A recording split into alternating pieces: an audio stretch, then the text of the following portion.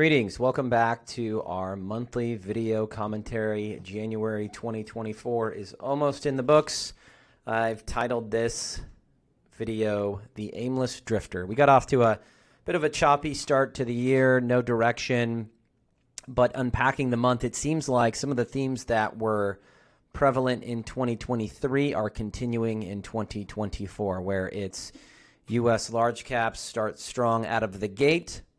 Everything else is kind of lacking or drifting. So we've got some slides to share. I'm going to share my screen, which you see here, and we will get into it. Today is January 30th, 2024. Okay, per our custom, this is various asset classes that we track. Again, this is a little bit short of month end. The month end actually concludes tomorrow, the 31st. But as you can see, big tech is off to the races again, up about 6%. The Dow Jones up 1.8%. And you can see international stocks slightly up, cash slightly up, bonds are a bit mixed, gold's down, small cap down, emerging markets down, and real estate having a rough go of it. Now, a lot of this, the continuation of 2023 themes, I think is enveloped by the Fed and what they may or may not do next. At the end of last year, the narrative was the Fed was going to be in a position to cut rates. As the data has come in, it looks like the market could have been a little more optimistic on the rate cut side, and the Fed might not be as aggressive cutting rates as the market priced in. But I could be wrong. I think we all can agree the Fed is in a decent spot, and there's all this debate about, is this a soft or hard landing? I think the Fed has probably already landed the plane.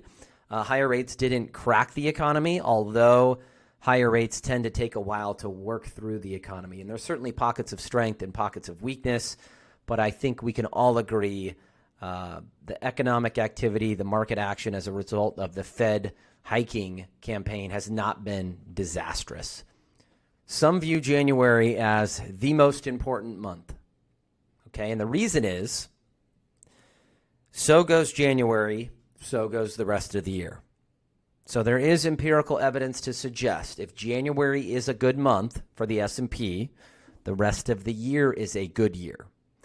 Conversely, if January is poor and markets are down, the rest of the year could be down. So this is from Carson Research, 1950 to 2023, the S&P performance on average when the market is up in January, that's this orange line, an average gain of 17% almost. When the market is down in January, a loss of about 2%. Again, this is on average. And up January doesn't necessarily mean this is going to hold true. But over a 73-year period, a positive January has bode well for U.S. large cap stocks. I think as of this recording, the S&P is up 2%-ish with another day to go. All right, so the job market, which we're following very closely. This is tech layoffs in 2022, 2023, and 2024. And you've probably seen the headlines. They're not difficult to spot. It seems like technology companies specifically have been more aggressive in cutting jobs. Some say that's due to the pandemic, post-pandemic froth in the space. You think back to 2021, during the pandemic, right after the pandemic, a lot of tech companies were making money hand over fist. They overhired. There was a lot of froth in that space. Think about the Silicon Valley Bank.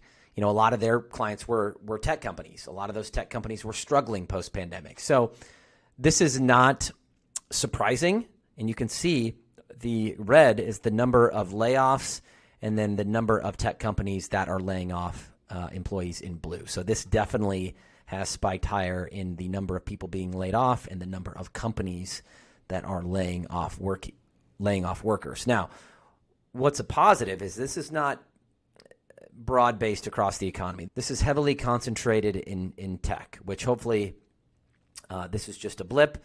Certainly no laughing matter when someone loses their job. But this is something that we're watching very closely, jobs, the consumer, because, again, the economic engine that is the United States is heavily dependent upon people being employed and going out and spending money. Speaking of the consumer, we're in the middle of earnings season, which we'll get to in a minute. Capital One, large credit card company. When you dig into their earnings report from the first quarter, they publish the frequency of consumers being late on their credit card and auto loans, or credit card debt and auto loans. All right. So they're comparing this to the pre-pandemic period. I think we all can agree that the pandemic kind of skewed some of the consumer numbers, and I think that shows up here. So dark blue is credit card debt. Light blue is auto loans. And basically, relative to that period of 2017, 2018, and 2019, we're comparing late payments for credit cards and auto loans. And when these lines are going down, that means consumers are doing better than the pre-pandemic period, meaning they're less late in their payments, if that makes sense. When these lines are above the pre-pandemic threshold, that means people are later with their auto loans and credit card payments relative to pre-pandemic. So you can see this is spiking higher. The delinquency rates are ticking up for both credit cards and auto loans. This is not a good trend, and you can see this started to kind of shift in the middle of 2023. This will be something many people are watching closely as consumers struggle with auto debt and credit card debt. Corporate earnings. I'm not going to spend too much time on this, but we're in the middle of corporate earnings season, not quite the middle. I think 10 to 15% of companies have reported. That's going to really amp up not only this week, but next week. For the cohort that has reported thus far, this is how they stack up to the same period last year. So you can see prior quarters as well. So, revenue has spiked up a little bit for the 10 to 15% of companies that have reported, and this is just U.S.-based companies. And you can see the earnings per share measured by EPS has ticked down some. Okay, so when you draw a regression line through this is pretty close to the historical average, or at least recent history. Somewhere in the mid-60s is pretty close to average. So nothing really alarming about the previous quarter. So this is fourth quarter earnings, fourth quarter revenue being reported right now. What is concerning is the guidance rate. So more and more companies are revising their earnings estimate down for the coming quarters. Okay? Now, there's a bit of gamesmanship with this. Some say companies purposefully revise expectations down.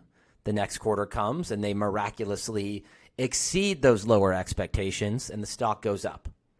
So historically, when you look back at earnings guidance relative to actual earnings reported, stocks do better when expectations are low. Stocks do worse when expectations are high. So there's a bit of self-hedging here. Companies, CEOs, CFOs are probably incentivized to be less optimistic in the short run and see their stock react favorably when earnings results come in a little better than the low expectations.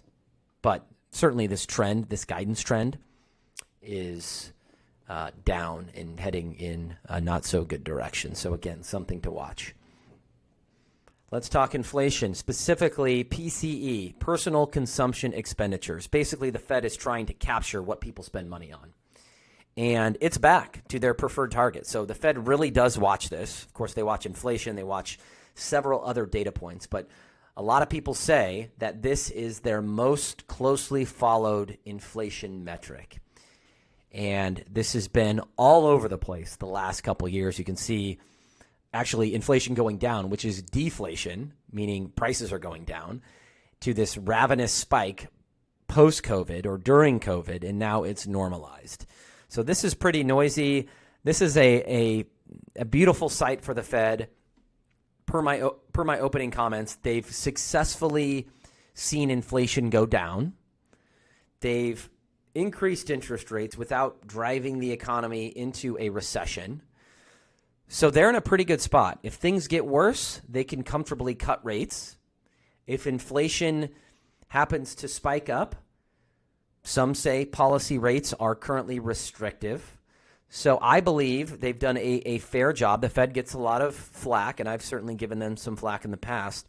But hindsight, it looks like they've successfully managed to reduce inflation without driving the economy off the rails. So no matter how much I try to get in front of this, and no matter how much I try to use empirical evidence about elections and stock returns, it seems people have all sorts of wild ideas. So again, I just want to not beat a dead horse, but help frame the argument, help investors understand that despite your politics, the market really doesn't care. And what this is the S&P performance during election years by the incumbent president's party post-World War II. That's a bit of a mouthful. Basically, we're tracking how markets reacted in an election year post-World War II. Okay? So, for all presidents, you can see the year starts off a little choppy, and we've certainly seen that this year. And in the summer, we get a bit of a rally. As we get into the election, there's some volatility, and then post-election, people forget about it, and markets tend to go higher. We do the same thing for when a Republican incumbent is in office. That's in red. Certainly that's not the case now. And for when a Democrat is the incumbent, which is the case now, you can see the journey. So in election years where there's a Democrat incumbent, markets tend to do best, up about 10.1%. When a Republican is the incumbent, they tend to do a little worse, up about 4%. And then for all presidents, combining the two, up about 7%. But what's interesting about this, whether you're blue, you don't care, or you're red, they all follow loosely the same path. Choppy start to the year, summer rally, and then they normalize. They show some volatility around the actual election, before the election, and then they rally post-election. So I'm not saying this is going to happen, but as I've said before, historically, markets do well in election years. Also, there's plenty of other things the market cares more about than who is sitting in the White House. But the pattern is clear. Choppy start, summer rally, volatility before an election, normalization, up markets after the election. And if you want to drill down even further, you can look at all the Democratic incumbents post-World War II in the S&P performance by president. So this is pretty cool. So we go back, you can see Truman was basically flat, Clinton was down about 10%, and then the rest of the Democratic incumbents post-World War II, you can see here. But the average, again, when the Democrats hold the White House during election years, up about 10%. So that wraps it up. I mean, this is a new year. Some of the same themes are emerging. Big tech, large cap stocks are doing well.